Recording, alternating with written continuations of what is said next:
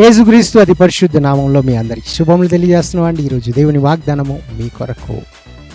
ఆయనను బట్టి మనకు కలిగిన ధైర్యం ఏమనగా, ఆయన చిత్తానుసారంగా మనము ఏది అడిగినను ఆయన మన మనవి ఆలకించుచున్నాడనేదే.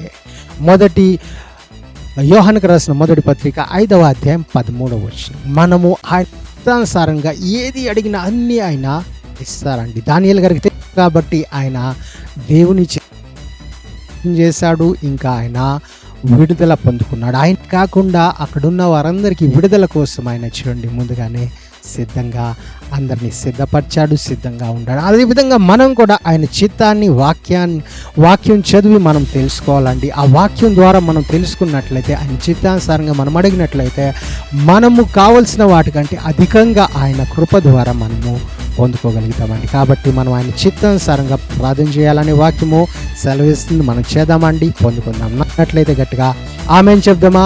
దేవుడు మిమ్మల్ని అందరినీ దీవించును గాక. ఆమేన్.